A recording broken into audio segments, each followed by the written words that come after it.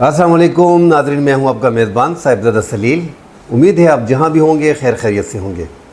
सदर ट्रंप को, अमरीकी सदर ट्रंप को नाज़रीन पाकिस्तान ने नोबेल इनाम के लिए नामज़द कर दिया है। इनकी नामज़दगी पे काफ़ी तनकीद हो रही है पाकिस्तान में भी, और पाकिस्तान की बहुत बड़ी गलती मानी जा रही है। इस हवाले से बात करेंगे, क्या पाकिस्तान नोबेल इनाम के लिए किसी को नामज़द कर सकता है, क्या पाकिस्तान के पास ये इख्तियार है, इस हवाले से बात करेंगे। साथ नाज़रीन, ईरान ने आज फिर एक बड़ा हमला किया है और इज़राइल की जो 2 शहर हैं उनको टारगेट किया हुआ है। बैलिस्टिक मिसाइल मुसलसल जो है, ईरान ने इज़राइल को घेर रखा है बैलिस्टिक मिसाइल से। कोई भी शहर उनका इस टाइम पे बैलिस्टिक मिसाइल से खाली नहीं, तमाम तर शहरों को निशाना बना चुका है। इस तरह आज न्यूक्लियर प्रोग्राम जो है अस्फहान में ईरान का, उस पर बड़ा हमला किया गया है ईरान इज़राइल की तरफ से। उस बारे में नाज़रीन डिटेल से बात करेंगे। नाज़रीन, डिटेल में बात करने से पहले दोस्तों से गुजारिश है कि हमारे चैनल को ज़रूर सब्सक्राइब कीजिएगा। नाज़रीन, नोबेल इनाम कोई ऐसा है नहीं कि वो तग़मे जुर्रत हो, तग़मे इम्तियाज़ हो, निशान हैदर हो। कोई ऐसा तग़मा है नहीं जिसे पाकिस्तान दे सके। एक तो पाकिस्तान नोबेल इनाम के लिए किसी को नामज़द नहीं कर सकता। बाकायदा नोबेल की एक कमेटी होती है जिसमें नामज़दगी होती है। पाकिस्तान पे तनकीद हो रही है और ये तनकीद बिला वजह नहीं है, तनकीद होनी भी चाहिए कि पाकिस्तान ने दुनिया में अपना मजाक बना रखा है। अब ये मजाक क्यों पाकिस्तान ने बना रखा है? नाज़रीन, सदर ट्रंप को, जैसा कि आप सब जानते हैं कि गल्फ़ ममालिक में उसको ट्रिलियंस ऑफ डॉलर जो है वो दिए गए। कोई उसको जहाज़ दे रहा है, कोई जहेज़ दे रहा है, कोई सोना दे रहा है। अब पाकिस्तान उसको क्या दे सकता है? पाकिस्तान तो सारी उम्र मांगने वाले हैं। अब आप मांगने वाले हैं तो आप सदर ट्रंप को आप क्या दे सकते हैं? उन्होंने अरबियों का इतना मजाक उड़ाया, जो ट्रिलियंस ऑफ डॉलर जो है ट्रंप को दिए, उन्होंने जाते हुए उनका मजाक बना दिया। तब जो आर्मी चीफ़ की और सदर ट्रंप की मुलाकात हुई थी, उसमें देखा नाजरीन हमने कि आर्मी चीफ़ ने नोबेल इनाम के लिए सदर ट्रंप को कह दिया था कि आपको मिलना चाहिए, और पाकिस्तानी हुकूमत ने फौरी तौर पर सिफारिश कर दी है बाकायदा। अब हम सब समझते हैं कि पाकिस्तान में हाइब्रिड रजीम है, इस टाइम पे हाइब्रिड निज़ाम है। सारी पावर जो है वो इस्टेब्लिशमेंट के हाथ में, सीधा सीधा आर्मी चीफ़ के हाथ में सारी पावर चली गई है। वज़ीर-ए-आज़म पाकिस्तान का जो है वो इंतहाई कमज़ोर है इस टाइम पे, और ये पूरा मुल्क जानता है नाज़रीन। जैसे ही ये हाइब्रिड निज़ाम बना है, उसके तहत इन सियासतदानों ने, चाहे वो PTI है, चाहे वो पीपल्स पार्टी है, चाहे वो मौलाना फजल रहमान है, चाहे वो नवाज शरीफ की मुस्लिम लीग नून है, तमाम तर सियासी जमातों ने हथियार डाल दिए हैं। और इस्टेब्लिशमेंट के पास जो पहले से ही 50 से 60% पावर उनके हाथ में थी, अब हमने उनको 100% पावर दे दी है।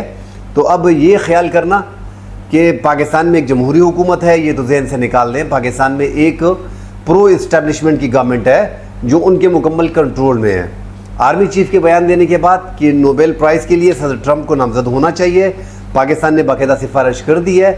और जैसे मैंने वजाहत कर दी कि ये पाकिस्तान और क्या कर सकता है, पाकिस्तान के पास देने को क्या है सदर ट्रंप को, हम क्या उसको ऑफ़र कर सकते हैं? क्या हमारी इतनी औकात है कि हम उसको कुछ ऑफ़र कर सकें? सारी दुनिया में तो हम भीख मांगते हैं। अब ऐसी बातें अक्सर नाज़रीन होती है कि पाकिस्तान 1 अरब डॉलर और 2 अरब डॉलर। मैं तो बोलता हूँ कि पाकिस्तान के 14 अरब डॉलर जो पड़े, फौरी तौर पे इस पर कोई ये HQ-19 डिफेंस सिस्टम ख़रीद लो, जेट 35 5th जनरेशन के फाइटर जेट जो स्टेल्थ हैं, रडार पे नज़र नहीं आते, फौरी तौर पे ये ख़रीद लो।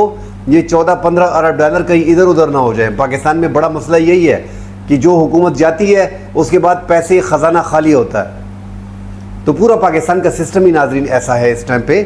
अब ये तनकीद तो डेफिनेटली, एक तो हमने ईरान के बारे में जो मौक़िफ़ इख्तियार किया पाकिस्तान ने, उन्होंने देखा कि अपनी असम्बली में भी पाकिस्तान तशक्कुर, पाकिस्तान तशक्कुर, पाकिस्तान के नारे लगाए। अब हमको तो आर्मी चीफ़ ने बड़ा क्लियर कहा है कि हम मज़म्मत करते हैं इसराइल के हमलों की, मगर जैसे ट्रंप ने कहा था नाजरीन कि पाकिस्तान के आर्मी चीफ़ जो है, पाकिस्तान जो है वो मेरे फ़ैसले से एग्री करता है। इसका मतलब है कि हम ईरान के न्यूक्लियर प्रोग्राम के ख़िलाफ़ हैं। इसका मतलब जो ट्रंप बयान करता है वो सीधा सीधा यही है। हालांकि हमारे वज़ीर-ए-आज़म ने आर्मी चीफ़ के साथ बाकायदा जो है वो ईरान के अंदर जो है उनके एटमी प्रोग्राम को बाकायदा पाकिस्तान ने उसकी हिमायत की थी। तो नाज़रीन, अब मुख्तलिफ इस टाइम पे हालात बन रहे हैं, उसके साथ चलना पड़ता है। पाकिस्तान ने जो ऑफ़र की है ये सिर्फ बयान की हद तक है कि डोनाल्ड ट्रंप को नोबेल इनाम के लिए नामज़द कर दिया जाए। ہم بھی تنقید کر رہے ہیں کہ پوری دنیا میں ہمارا مذاق اڑ رہا ہے، کیونکہ لاکھوں لوگ تو انہوں نے مروا دیے. تو کیا ایسے میں ڈونلڈ ٹرمپ کو جو ہے ہم لوگ نامزد کر سکتے ہیں؟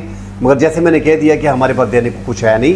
ہم نے بس مانگنے والے لوگ ہیں. ہم نے ایک بیان داغ دیا، اس بیان سے وہ خوش ہو گیا، اس کے کان بھی خوش ہو گئے، اور ہمارے بھی جو ہے ہم نے بات بھی اپنی کر دی. تو یہ اس حد تک ہے، باقی اس میں کچھ نہیں ہے. ایران نے ناظرین، ایک تو ایران میں 22 ایران کا علاقہ جو ہے کم میں 22 جاسوسوں کو ایک بار پھر گرفتار کیا گیا ہے. آج ایک ڈاکٹر کو جو پروفیسر ہے، ایٹمی سائنسدان ہے، اس کو بیوی سمیت جو ہے ایران میں قتل کر دیا گیا ہے. ایران میں ناظرین ایک تو جاسوس بہت زیادہ ہیں، اور یہ مار بھی اس لیے کھا رہے ہیں کہ اپنے لوگوں کی وجہ سے مار کھا رہے ہیں. صرف یہ نہیں ہے کہ وہاں پہ موساد کے یا اسرائیل کے ایجنسیوں کے جو ہے وہاں پہ جاسوس موجود ہیں. ہر ملک کی جاسوس اس ٹائم پہ ایران میں ہیں، اور ہر مذہب کے لوگ اس ٹائم پہ کام کر رہے ہیں اسرائیل کے ساتھ، اور ہزاروں کی تعداد میں اس ٹائم پہ موجود ہیں. سینکڑوں کی تعداد میں انہوں نے گرفتار کر لی ہیں، جس میں انڈینز زیادہ موجود ہیں، اور خود جو ایران کے باشندے ہیں وہ اپنے ملک کے خلاف جو ہیں باقاعدہ لگے ہوئے ہیں، اور ان ایجنسیوں کے لیے پیسوں کے عوض جو ہیں وہ کام کر رہے ہیں. تو ایک بار پھر 22 جاسوسوں کو گرفتار کیا ہے. اور ناظرین، جیسا کہ ہم جانتے ہیں کہ ایران پہ جب پہلا حملہ ہو رہا تھا تو اسی دن ان جاسوسوں نے جو اسرائیل کی ایجنسی نے جو ہے وہ زمین کے اندر جو ہے ایک پورا ڈرونز کا بیس بنایا ہوا تھا. اس میں ڈرونز اڑتے ہیں، اور ان کے جو ڈیفنس سسٹم ہوتا ہے وہ ایران کا مکمل مفلوج کر دیتے ہیں، تباہ کر دیتے ہیں. اور اس کے بعد پھر انہوں نے جو ہے وہ بھرپور حملہ کیا تھا. تو پہلے سیشن میں لگ رہا تھا کہ ایران بڑا آگے جا رہا ہے، اسرائیل بڑا آگے جا رہا ہے. دوسرے دن بھی خاموشی تھی، اور تیسرے دن بھی مسلسل 2 سے 3 دن جو ہے وہ اسرائیل کی برتری رہی، اور انہوں نے تباہی مچا دی. مگر جی اب ہم دیکھ رہے ہیں کہ آج جو بڑا حملہ کیا ہے، کل جو سب سے بڑا حملہ کیا تھا، ایران نے تباہی پھیر دی. ان کے تمام تر شہر کو تقریباً ان کے بڑے جو فوجی اڈے ہیں ان کو تباہ کیا ہے، جو ایجنسیز کے دفاتر ہیں ان کو تباہ کیا ہے، جو ان کے دیگر نیوکلیر پروگرام کے حوالے سے تھے ان پہ جو ہے وہ تباہی پھیر دی ہے. ان کی جو ریفائنری ہے ان کو تباہ کیا ہے، تیل کی کمپنی ہے ان کو تباہ کیا ہے. تو زیادہ تر تباہی جو ہے وہ ایران کے بیلسٹک میزائل نے مچائی ہوئی ہے. اور ایران کے پاس ناظرین جو ابھی دیکھ رہے تھے کہ ان کے پاس ذخیرہ ختم ہو رہا ہے، اور اسرائیل بھی جو ہے وہ ڈیفنس سسٹم میں ناکام ہو رہا ہے. تو ایسا لگ رہا ہے کہ ایران کے پاس جس طرح خبریں آ رہی ہیں، جس طرح انہوں نے کہا تھا کہ ہمارے پاس 28,000 کے قریب جو ہے وہ بیلسٹک میزائل وغیرہ کا ذخیرہ موجود ہے. اور اس میں جدید جو میزائل ہیں ابھی تک تو وہ ہم نے استعمال ہی نہیں کیے. تو اگر ناظرین ایران اسی طرح دن میں 200 بھی پھر استعمال کرتا ہے، 50-40 بھی استعمال کرتا ہے، تو وہ تباہی پھیر دے گا. ایک چھوٹا ملک ہے، مسلمانوں کے علاقے میں ایک چھوٹا سا ملک ہے جو ادھر ادھر سارے اس کے مسلم ممالک ہے. اور اس میں یہی کہہ سکتا ہوں کہ اسلام کا لبادہ اوڑے ممالک جو ہیں اس کے بیچ میں جو ہے وہ اسرائیل واقعی ایک چھوٹا سا ملک. اب اس کا مقابلہ جو ہے جس کی 9 ملین تقریباً آبادی ہے، 90 لاکھ تقریباً 90-95 لاکھ ان کی آبادی ہے، اور زیادہ خرچہ ان کا ڈیفنس پہ ہوتا ہے. دنیا کے بہترین ڈیفنس اس کے پاس ہے، 3-4 ایرو 3 اور پیٹریاٹ، یہ سارے نظام تھاٹ، یہ سارے جو ہے اس ٹائم پہ اسرائیل کے پاس ہیں. مگر وہ کارآمد ثابت نہیں ہو رہے، کیونکہ جو بیلسٹک میزائل وہ استعمال کر رہا ہے، ایران کی طاقت بیلسٹک میزائل ہے. وہ ہوائی پرواز مطلب فائٹر جیٹ اڑا کے وہاں پہ حملے نہیں کر سکتا، کیونکہ قریب کے جو مسلم کا لباس اوڑے ممالک ہیں، اردن ہو گیا، عراق ہو گیا، شام ہو گیا، یہاں سے ایران کے میزائلز کو گرایا جا رہا ہے، ڈرونز کو گرایا جا رہا ہے. سسٹم سارے امریکہ نے لگائے ہیں وہاں پہ، سارے جو ہے وہ نیٹو نے لگائے ہیں، نیٹو نے، اور ساتھ جو اسرائیل کی وہاں پہ فورس موجود ہے. تو وہ ڈرونز اور بیلسٹک میزائل کو ایران کے نہیں چھوڑے تو فائٹر جیٹ کو کیسے چھوڑیں گے؟ اور ایران کے پاس جو فائٹر جیٹ ہیں وہ تو سن 80-90 کے ہیں. اس میں ایک Su-30 جو ہے وہ تھوڑا بہت 4th جنریشن کا ہے، اور MiG-29 جو ہے وہ بھی 4th جنریشن کا ہے.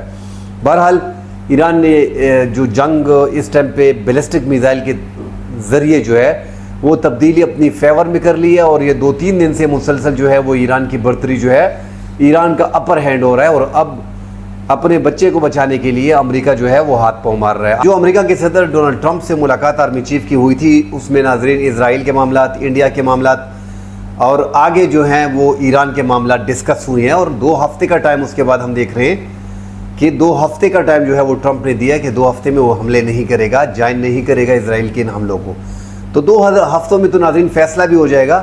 اگر 2 ہفتے مسلسل اسی طرح بمباری کرتا رہا اسرائیل اور وہ اپنی بیلسٹک میزائل 40-50 ڈیلی استعمال کرتا رہا تو اسرائیل کو نقشے سے مٹانے میں کوئی مشکل ایران کے لیے نہیں ہوگی، مگر بچانا، اپنے بچے کو بچانے کے لیے امریکہ بھی کچھ کر رہا ہے اور نیٹو ممالک بھی اس ٹائم پہ لگے ہوئے ہیں۔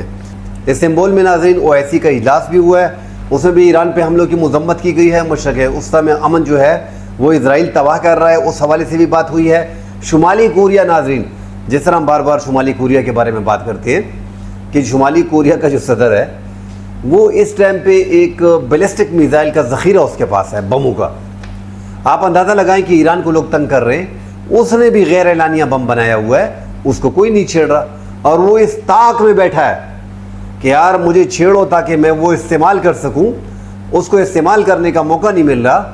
ہزاروں کی تعداد میں بیلسٹک میزائل اس کے پاس ہیں اور وہ ذخیرے پہ بیٹھا ہوا ہے اور ہر بندے کو راستے میں چھیڑ رہا ہے۔ اب ایران کی بھی وہ کھل کے حمایت کر رہا ہے اور یہ بھی ساتھ کہہ رہا ہے کہ ایران اکیلا نہیں ہے، اس جنگ میں ہم ان کے ساتھ ہیں۔